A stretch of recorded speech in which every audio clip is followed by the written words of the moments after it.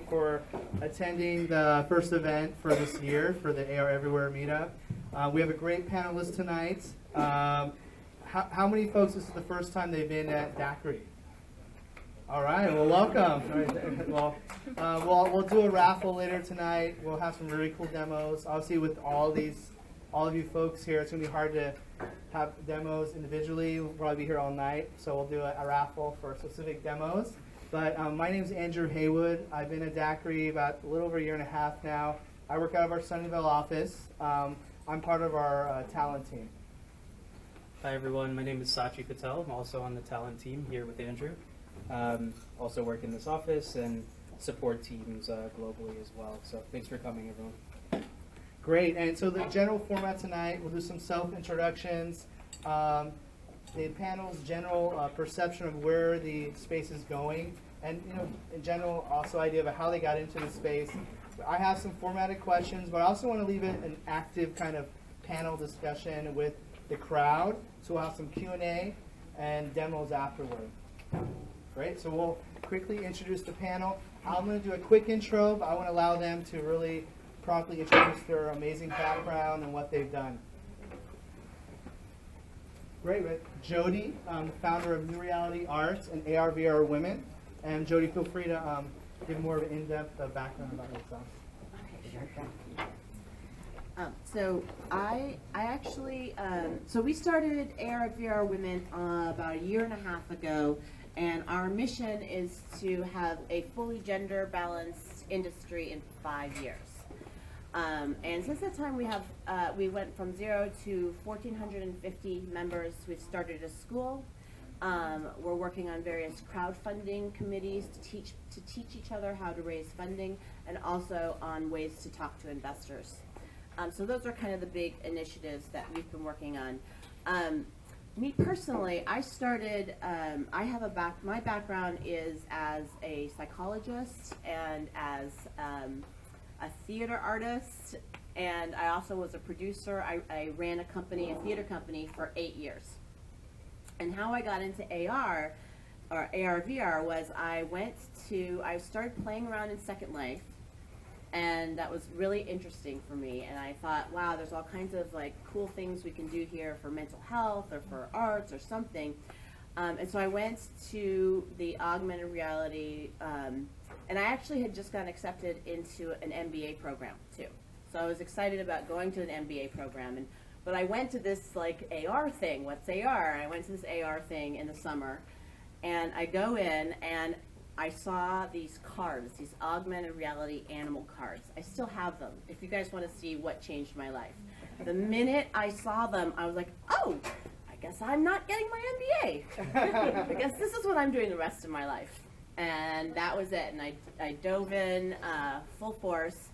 And since then, I also have my own company. We've created many augmented reality and virtual reality experiences, and right now what we're building is something that we think is going to be the building block for the metaverse, which is a meta object. And so it's a 3D digital object that exists on the web, it exists in AR, and exists in VR, and it has hotspots and all kinds of informational stuff.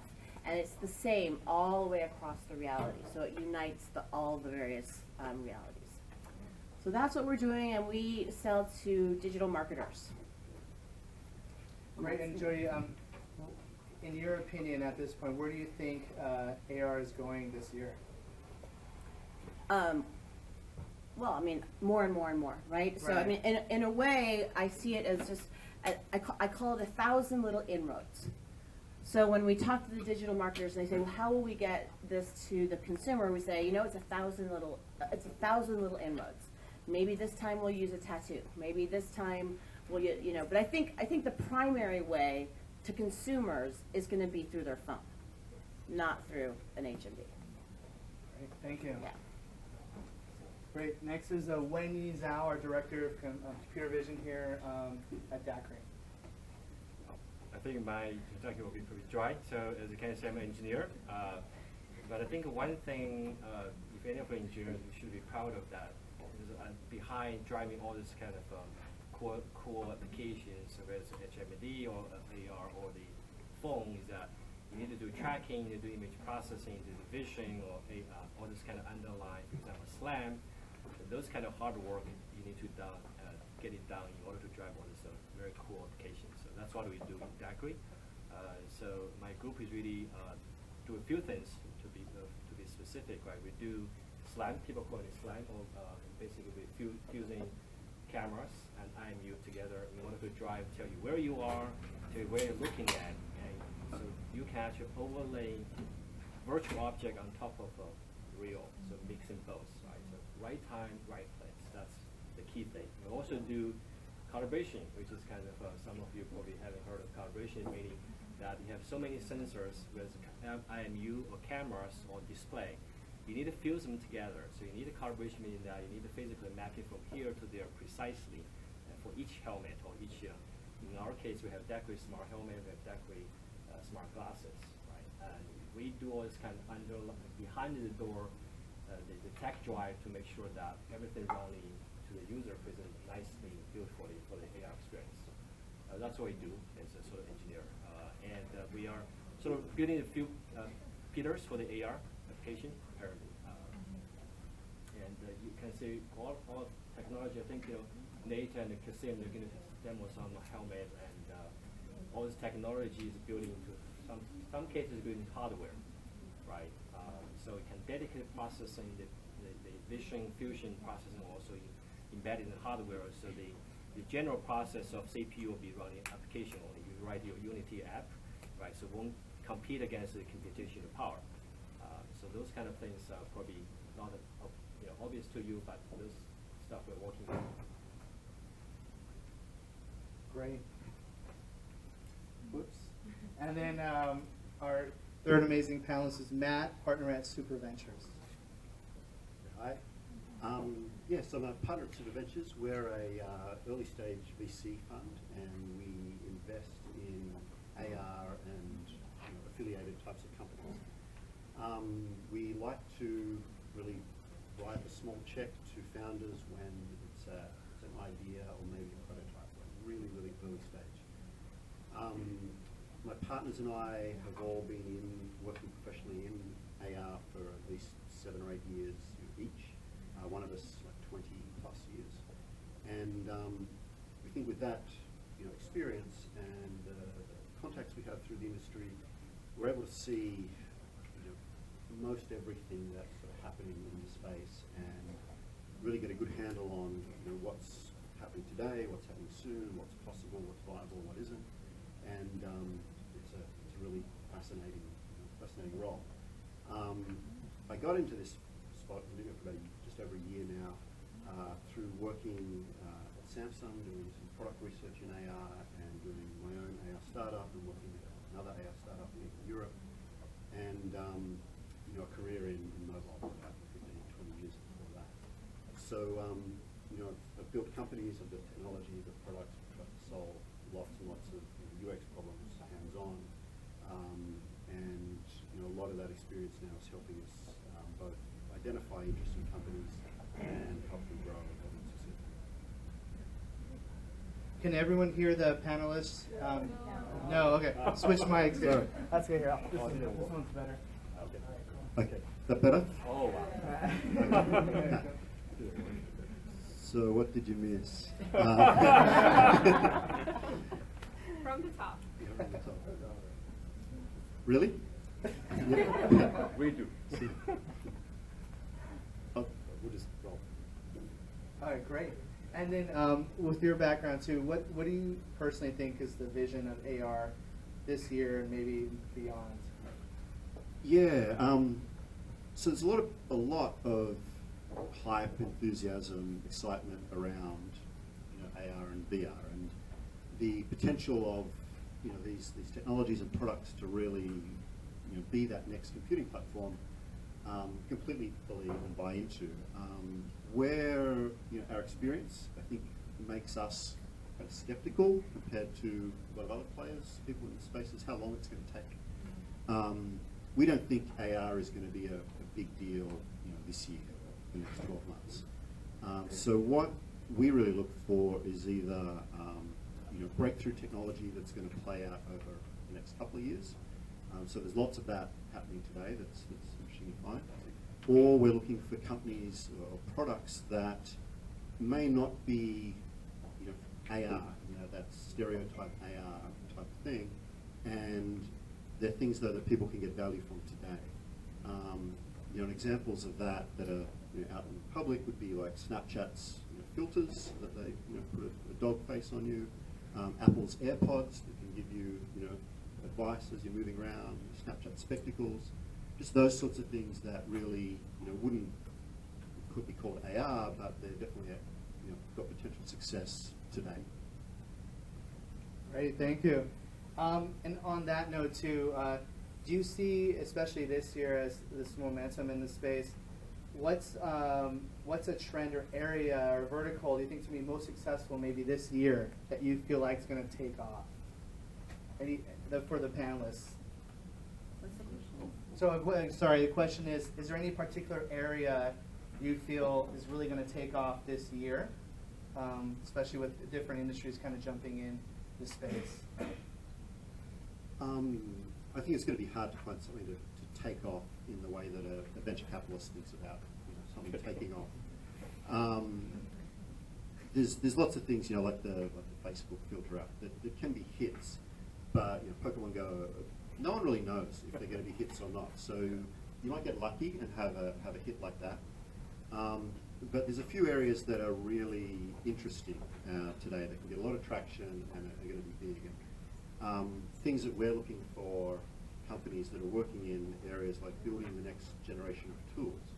How are we going to create these AR and VR experiences? And everything from like really high-end professional tools, like what's going to supplant Unity, down to what's going to supplant PowerPoint for the AR and VR. There's so many computer vision problems that are still unsolved, and we're looking for companies that can somehow take an understanding of the real world and digitize that in different ways. There's tons of difficult hardware, optics type problems as well. So there's a couple of spaces that we think are interesting right now and wide open for someone to win big. Yeah, I think in some sense I agree with Matt in the sense AR is actually a huge undertaking, right? So it's not something. I think one reason I just tried to introduce a little bit. It's kind of funny. I was chatting with Jodi and my. Can you speak up a little bit? Hello, can you hear me? Sorry. So my previous startup is actually essentially not startup. I work in a company called Intuitive Surgical. I don't know how many know. It's actually close by. It's they're manufacturing the Da Vinci robot, surgical robot. Right?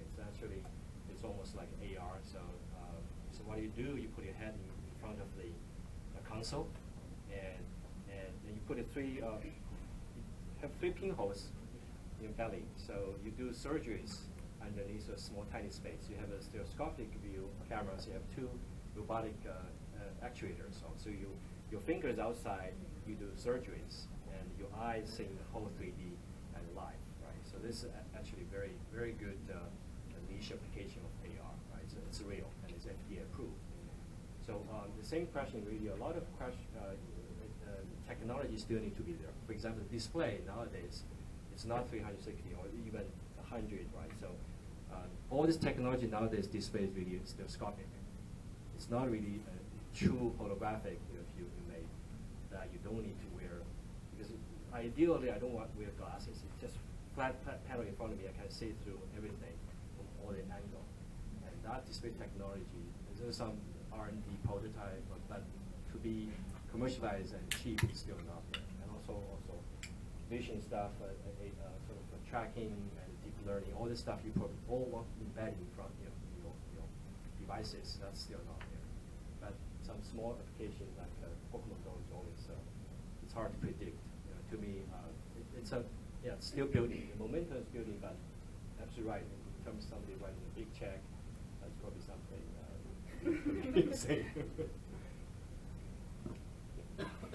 First, I just wanted to say we're live streaming this right here for AR, VR women, our community, and I also need to mention my co-founder, Eva Leon, who is in charge of so much of what we do with AR, VR women, and so she's watching us. So thank you, Eva, for helping us so much with that. And I forgot to mention it. So, I would say the thing that I would really like to see more of right now is people starting to play with and look at and examine, and maybe in schools, I'm sure they're doing this, but I want to see more of this, like how we don't really know yet how we're going to overlay 3D data and how it's going to work. We don't know how that's going to work. We don't know. We don't have any real experts. We have very few experts who are working on that now. So, and that's a piece of information I'm very interested in. I want to understand how, when I'm building these experiences, how can I make the data the best possible way that it can be understood in AR. So that's one piece that's important to me. Great, thank you.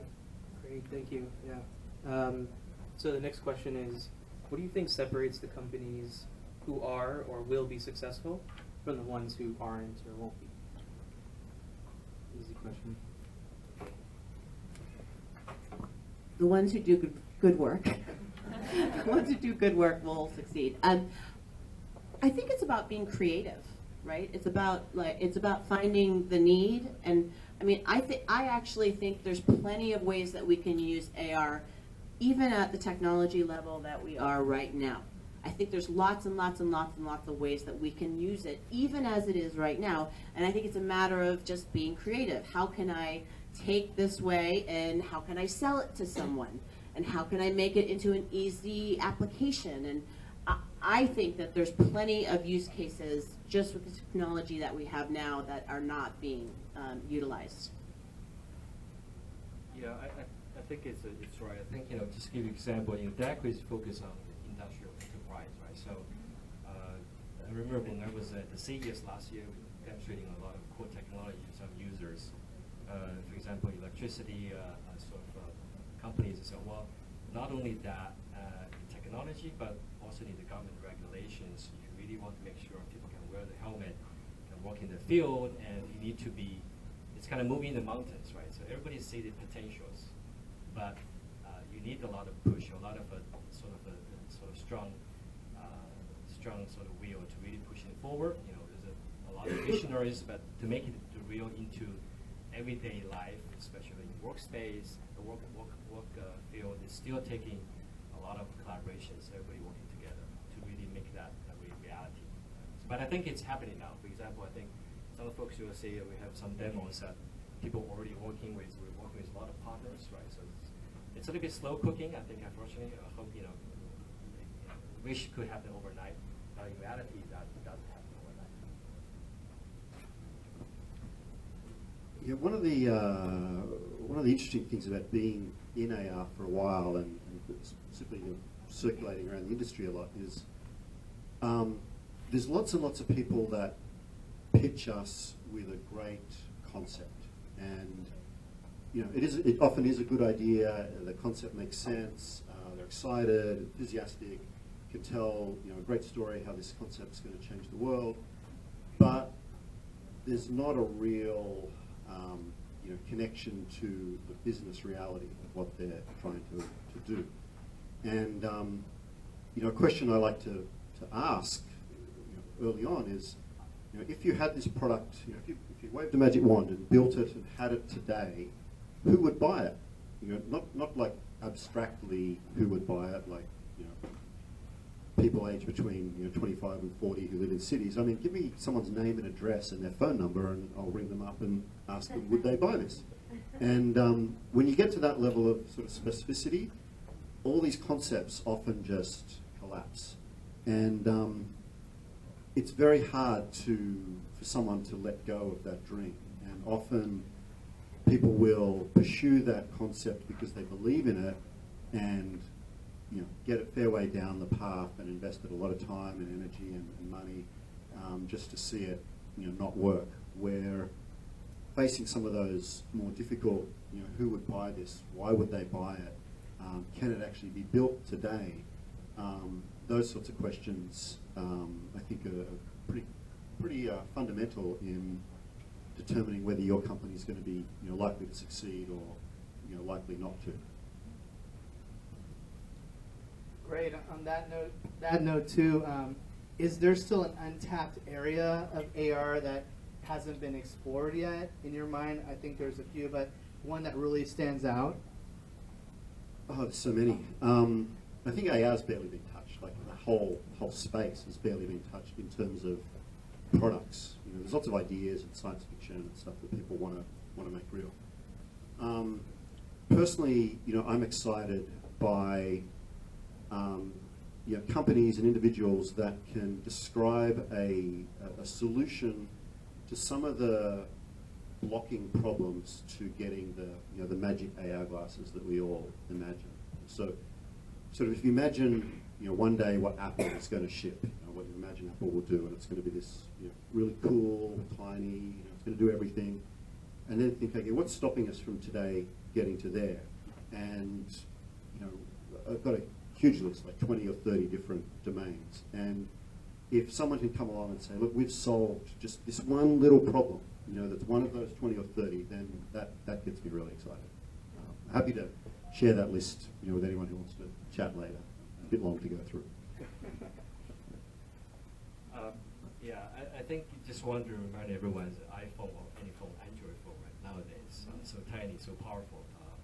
But imagine, I don't know, how many years ago the first phone come out, it's a break, right? So you hold that break and can talk and very, you know, you show off, you have this one you don't have.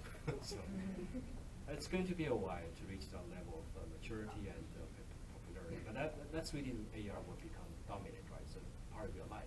I think we're not there yet because the imagination. There's many things need to happen before that. But at the same time, you know, we should not stop. But you know, if you just wait someone, then someone is going to do it for you. We just need to stick in and really to solve piece by piece, you know, either individually or together, to reach that level.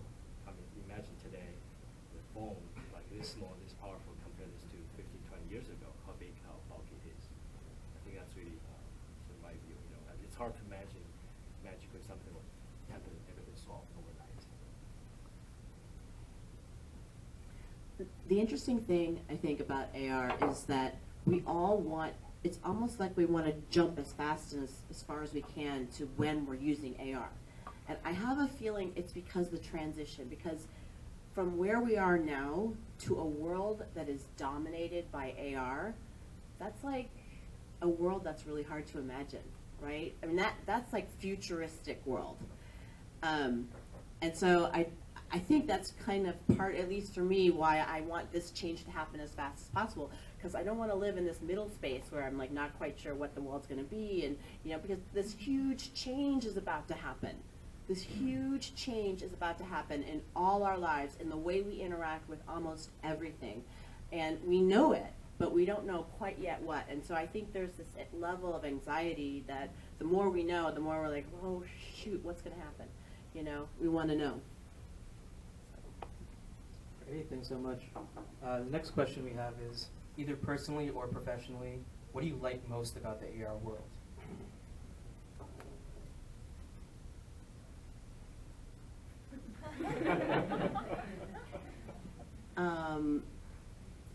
I guess I would say that it's what I just said before, right? It's like it's future, right? It's from when I saw those cards at the conference that came to life, and this like an elephant came to life out of nowhere, and a monkey came to life out of nowhere, and to me, still, that's the best part about AR for me, is that it makes our imagination real, right? Everything is going to be infused with our imagination everywhere we go. That's my favorite part. To me, it's kind of simple. I just wanted my glasses become magic glasses someday. So it's not just because I'm in nearsighted, I need to wear glasses, right? So really, all the information is showing up there, and I can every day when I wake up, you know, wear this glass, everything, all the information. Oh, I enjoyed the meeting today, blah blah. If you drive somewhere, but again, it's going to take some time to go there. But that's really fascinating. It's definitely the meetups that are happening. I think for me, what attracts me is just the potential for this new type of technology to make us better people in some way. The fund I work best is that a lot of these newer technologies are effectively giving us superpowers, that we couldn't imagine before. And that potential of all these types of technologies just to enhance us as people and let us connect more deeply with people that are remotely or people that are here in front of us, that I think is just really exciting. And having the idea of that, and then every sort of 6 months or years, and new products and new breakthroughs come that get us a little bit closer and a little bit closer, I find that really exciting about working in this space. Great. Well, one more question before we go to the crowd here. Have you actually used AR in real life at this point? I mean, yes. Yeah, I saw this question earlier. It's to be honest, I use it as part of my job. Like, my job's to stay across what's happening and obviously building products and things. You're using it all the time. But if I think outside of my job, have I ever consciously picked up an AR thing and gone, I'm going to use this product because I just want to use it or because it solves some problem for me? Honestly, no. Apart from fun, like some of these, filters and things that are just fun. Those are kind of the only products that actually give me some sort of real value today. That's not sort of the future, imagined potential value that's part of my job. So yeah, it's those things, and maybe if I worked in a in sort of a factory or a hands-free type workplace, there's certainly glasses there that I'd want to use because they made my job easier. But yeah, it's being honest, it's easy to sort of spin up a whole bunch of cool stuff that I've seen, but there's nothing that I'm really using day to day, and yeah. Well, I guess I could be biased, but I think to me AR is always beginning, as DAQRI said. What attracts to me is that working with real applications, right, rather than something cool. That's always necessary. As like I said, the glasses, if one day can turn this into magic, AR glasses would be fantastic. We're working towards that, but I think I can definitely see the value really to provide you right away. Okay, hands-free, provide information, right space, right time. So that's really, it's kind of pretty cool.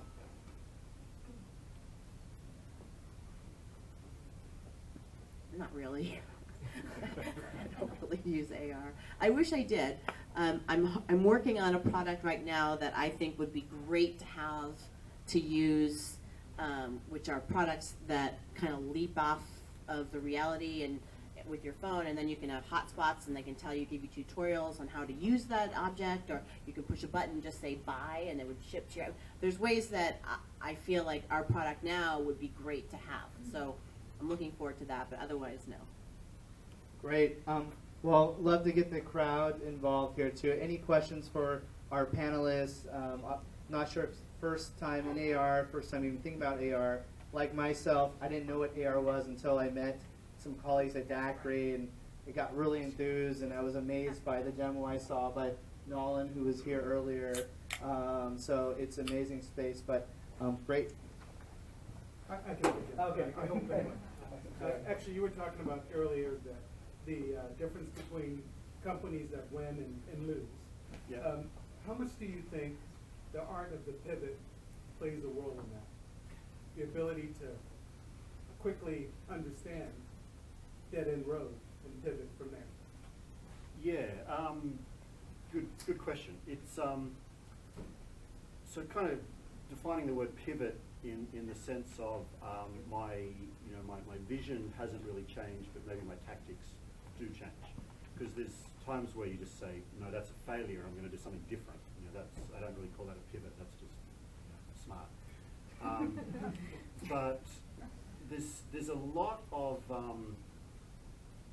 of ideas in AR that we see now that are just dead ends, and there's so many new people coming to this space that they discover this idea for the first time and get really excited about it, and then come and talk to someone like me, and I'm like, well, you know, you're like the fourth person in the last 5 years that's pitched this, and here's like the 20 reasons why it's a bad idea. So definitely getting, you know, talking to people who have been around a while can save you a lot of pursuing things that look good but may not be good. On the flip side, there's so much that's just unsolved and unexplored, and it's a pretty good chance you could be the first person to ever try and, you know, solve this problem or to come at this problem from a certain angle. And in that case, you know, you're on your own. You're figuring this out as a pioneer, and I guess the wisdom in understanding, you know, that's the territory that you're navigating through, is just to just stay lean. Like, don't spend your funds that you raised, or don't even raise funds, even better, until you've kind of figured out, are you on a dead end or not? Because there's either a pretty good chance you are, which you can find out pretty quickly, or no one really knows. So every time you have to back out of a path and try another path, you know, that costs you time, it costs you money that you've raised, and you want to avoid that as much as you can. So it isn't like, you know, SaaS or you know, a mobile game or something where the ways to be successful are pretty, you know, the road is pretty well known. It's just how well you execute that. Here, no one really knows, and so try not to spend your money until you figure that out. Does that answer the question? Well, yeah, I think, you know, we've all been around a lot of technology for a long time and seen things run and don't go. And I think often it's the luck of the ability to pivot from, you know, an understanding of a concept to a commercial understanding of the concept and drive it forward from there that often seems to make the biggest difference. Yeah, and getting to that commercial, like product market fit, that there's people that want to buy what you've made. There's almost no AR companies have achieved that yet. I mean, none, I would say, you know, apart from maybe some enterprise ones, or so yeah, you know, there's a long way for the whole industry to go.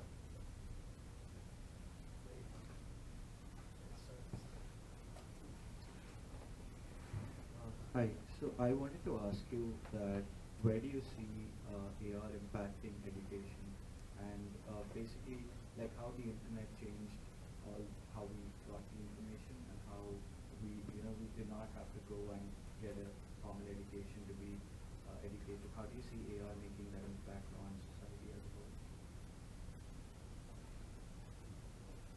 I can talk online. You want to chat a bit about education? About AR education. Yeah.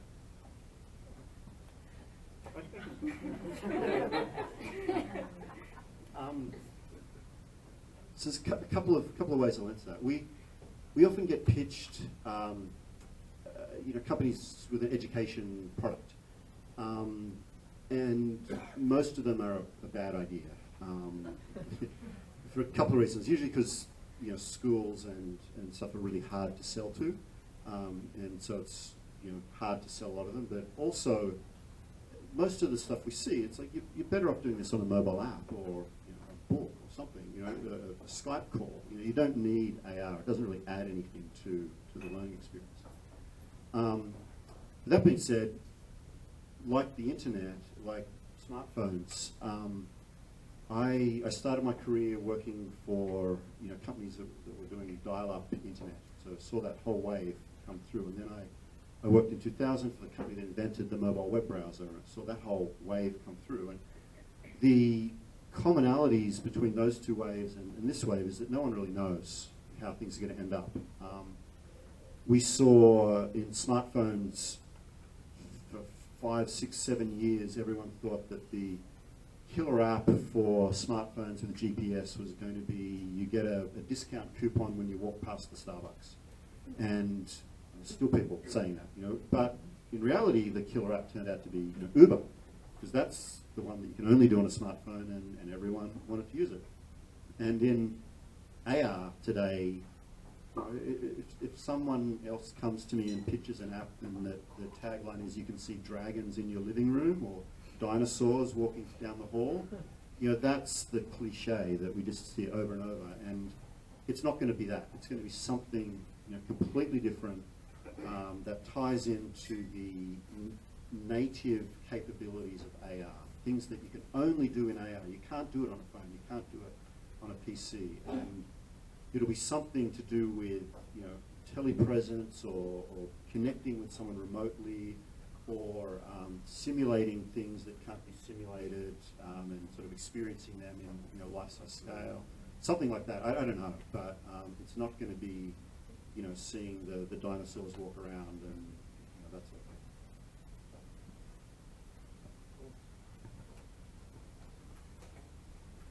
Is there any research on how AR improves memory? That's one question. And then two, I was curious to know about your school and how you all are working, or AR/VR Women is working to close the gap in this industry. The first one was about AR and memory. I don't know of any research on that. There might be. I don't know any. The second one is the school. So the school, we launched the school last year, and it went off and is doing its own thing now. It's called ARVR Academy, and they've got classes, I think, here and in LA and actually several cities. So it's called ARVR Academy, and go online and you can sign up there. I'm sure they'd love to have you. And it's great. They've been teaching it now. They have about 4 semesters under their belt now, so they're learning a lot. To the question about memory, I'm not sure about published academic research, but I have a friend who's been working in AR for 20-something years at Lockheed, doing military type stuff. And he's now taken a lot of what he's learnt there and he's doing a new startup based on the concept of loci or memory palaces, and using AR for that, putting things I need to remember and physically locating them around. And that technique has been proven to work in military, industrial sort of settings, and people are trying to figure out how to do it now. The problem he's got is that for someone to use it, they've got to buy a HoloLens for $3,000, and it's just not viable. But once everyone's got our glasses, that type of solution to help memory definitely seems to work. I think a little bit. I think when I was in DaVinci, research because also training, right? So it's kind of expensive. So we have this kind of half on the console side, but don't really have the actuation side. So really it's kind of combination of AR, VR. So that's really a very powerful training platform. Rather than you use a big lab or a human, you need to train. Training is a huge deal for medical, right? So they can do that using a console. It's kind of half AR, VR, but not real, and you need to cut something, and that's really, really helpful. But more than just the memories, but it's kind of training. Right?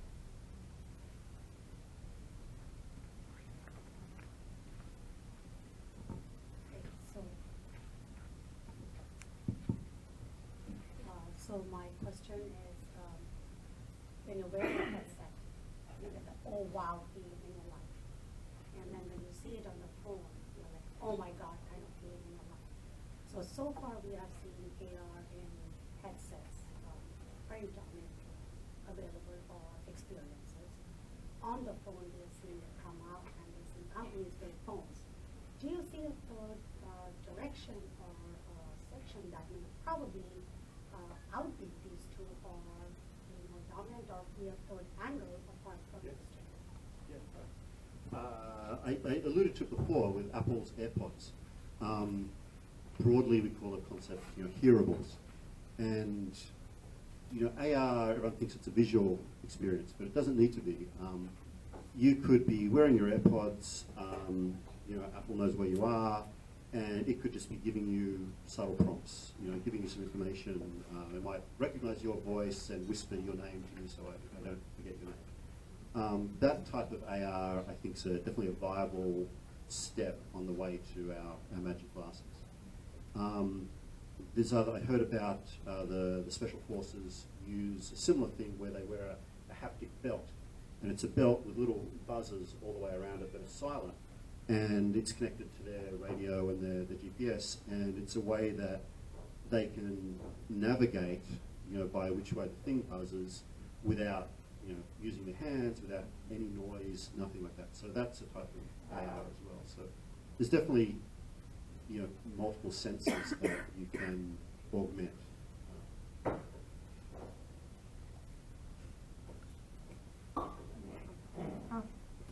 Actually, just further on that, like there's actually, so when we talk about augmentation, I think almost always we're talking about our eyes, but actually I'm on a committee at IEEE, the Digital Senses Initiative, and it's about augmentation all of our senses. And they count that as in the same ballpark as AR, right? The whole thing is about how do we augment our senses. So that's kind of just a different sort of way of looking at it. I have a question from our live audience, from Eva in Los Angeles. She is asking, what is your favorite use that you've seen of AR so far? And I want to add to that question, what is your least favorite use of AR that you've seen?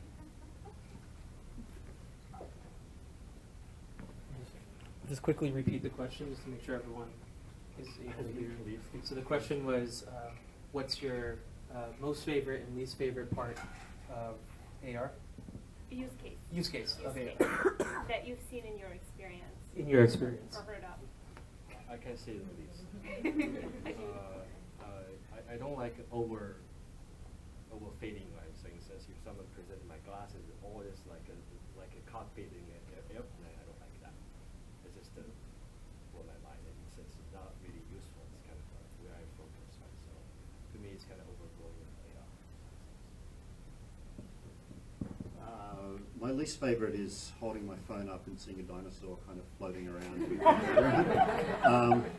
But my most favorite was trying a HoloLens for the first time and dropping some 3D content, in the middle of the room, and then just walking around and coming back and seeing it's still there. And that was, for me, the first time it was like, everything now works. I don't have to imagine the missing piece. And although it's got so many shortcomings, it was just like, okay, finally there's a proof of something that works that I can show people.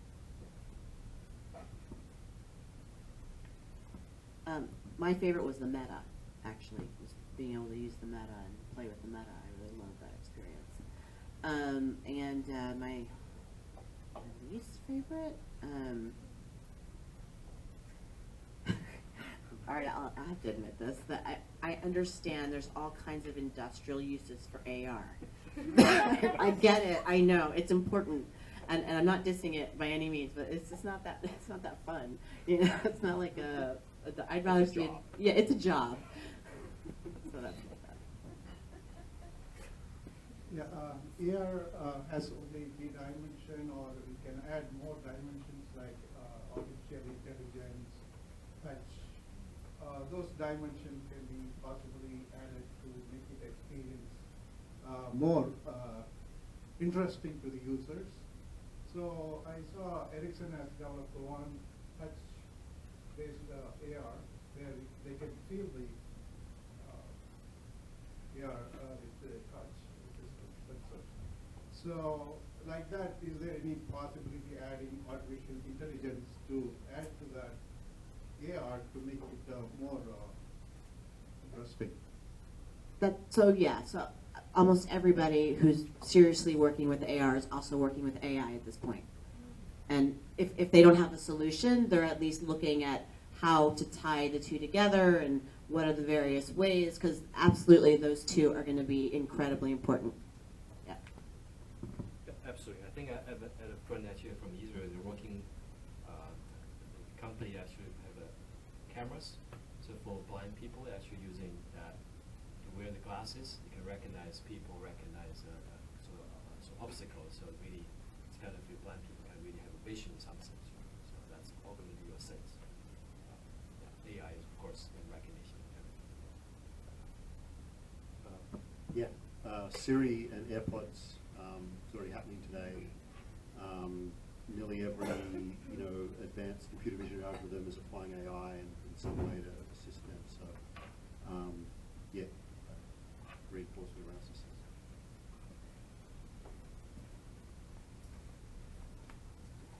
So I think in social media, oftentimes people will want to disconnect because they feel like they're too connected, or there are other times where people feel that they've taken a photograph and they've edited it to 100% and you can't recognize people.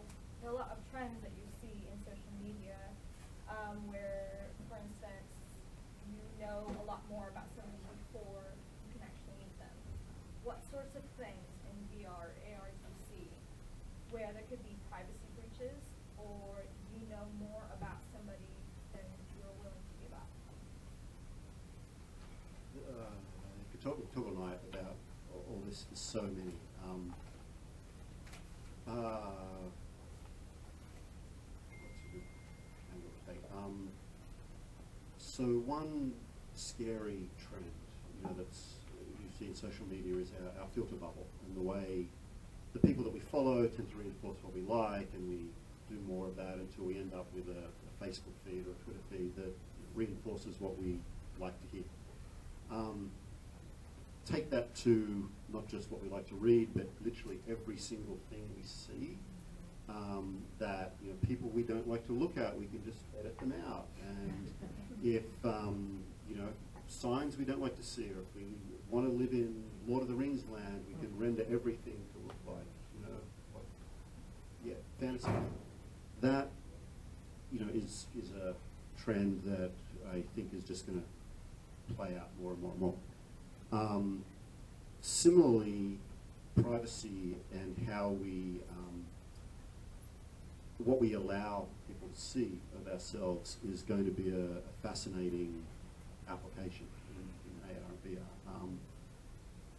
One of the really interesting learnings that we found at Samsung was that we're trying with all different sort of apps and how to replace your TV and your phone and that sort of thing. But one that was just fascinating was how do you express ourselves? So it's not so much what I see, it's like how do you digitally augment yourself so that when I look at you, what do I see? And that is just, that's like a rabbit hole that goes a long way down. And different people will see different aspects of me, different levels of privacy that you'll actually see, right through to maybe I don't even let my face be seen, and that anyone who's wearing glasses just sees a blurred out, pixelated face. So, yeah, it's a huge topic that the more you think about it, the more overwhelmed you can get. No easy answers, but it's. Yeah, I can be a lemur in Snapchat now. Yes, there could be one in real life. Yes.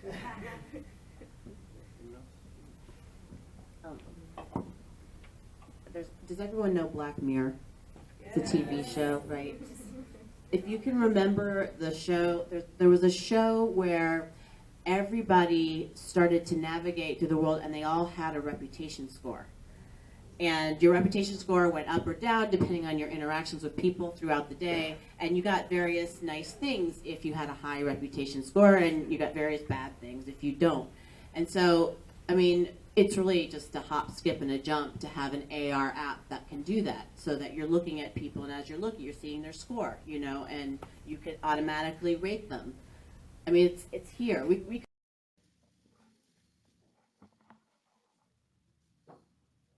We'll line up for one more question. Anyone have one more question? So a bit more on the technical side. So from past many years, augmented reality applications are built using the standard computer vision theories built out for past 20 years, like do feature extraction on real images, and then do matching, and then do geometry and all this stuff. So, but recently, from past year or so, there has been a lot of research going on in deep learning, which is trying to address the same problem. So does it mean the AR and VR industry is going to throw away 3D computer vision and try to adopt deep learning in a more aggressive scale so that it can solve the problem in a way with the intuition that helps, or is it going to stay back with 3D computer vision and then try to solve it? Did everyone hear that question? Great. We get the mic. I can quick one. Go ahead. Okay. So I think it's question about, because the deep learning stuff is it's a really straight line, right? Cover everything. Traditionally, people do traditional computer vision. You do feature detection, tracking, and now a lot of work come in. Oh, I can deep learning everything. You don't need to do traditional way of feature extraction, detection, and tracking. So, it's hard to say. I think I remember in my previous life, I do a lot of super resolution stuff. This is basic physics, right? Based on sort of subsample signal get recovered. And of course, back then is already a Bayesian-based generation. They do super resolution, but if you look at the detail, the tree trunk is not quite right, but it looks nice, right?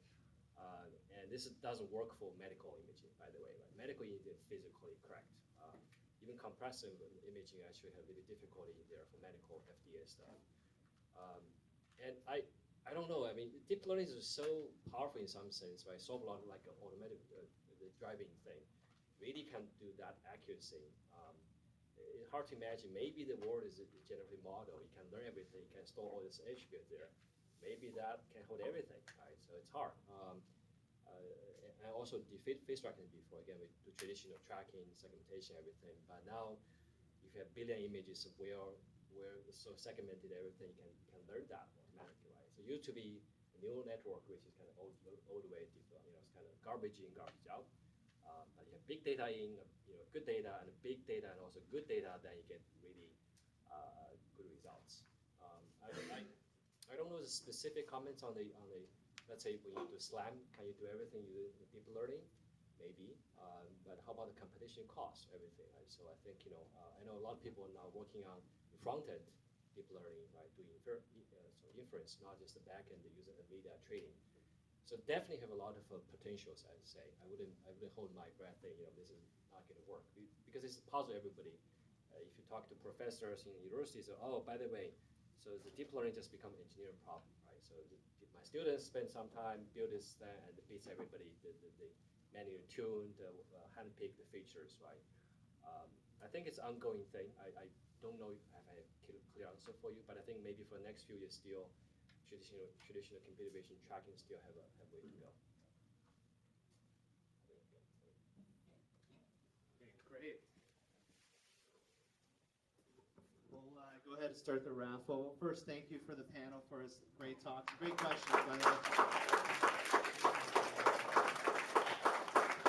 We're going to have more series later this year, so watch out for that. Also, did everyone get a raffle ticket, by the way? Who did it? Can raise their hand. All right, we'll give you guys raffle tickets. You get a chance right now. We're going to have a phase. The first 10 folks will get a private demo session in one of our big conference room. The second phase will get free t-shirts.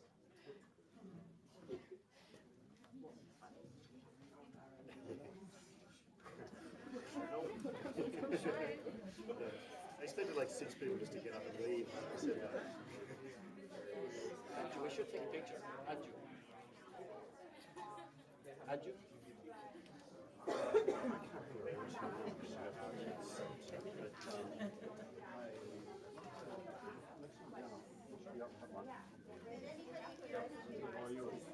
Hi. Yes, wonderful. Definitely. Daniel.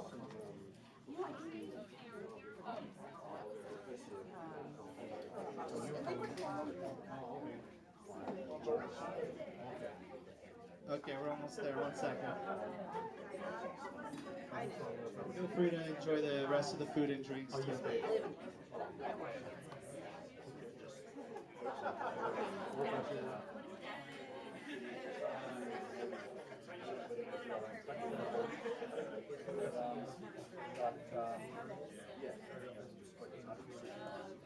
Everybody got one?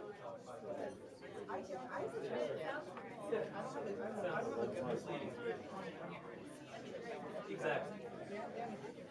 All right, so the first phase here is going to be demos in the back. So the first 10 people will get private demos. All right, here we go. Sachi's going to pick them. All right, so I'm going to call out the last 4 digits.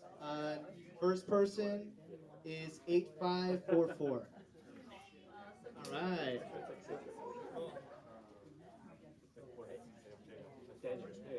All right. The second person, 8566.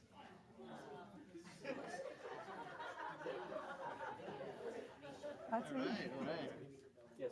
All right. Third is 8554. Yeah, where is it? Oh, there it is. All right. Fourth person, 8600.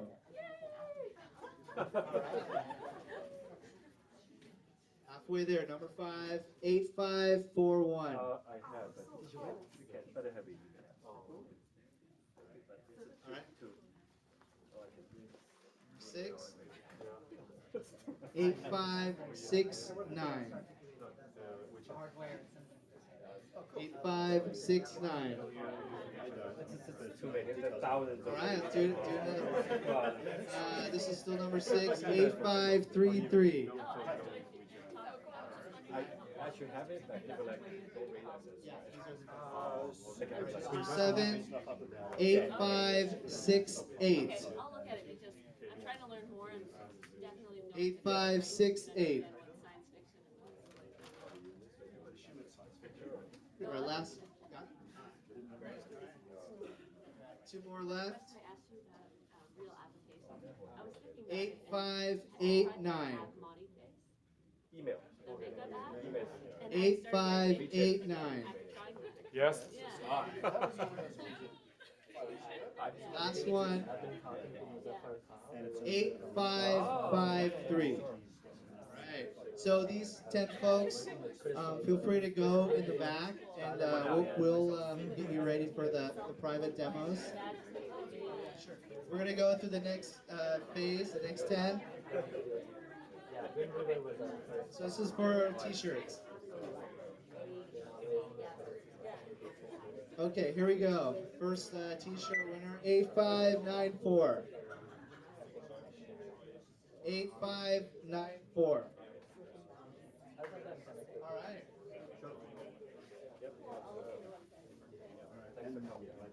Okay, number 2, 855.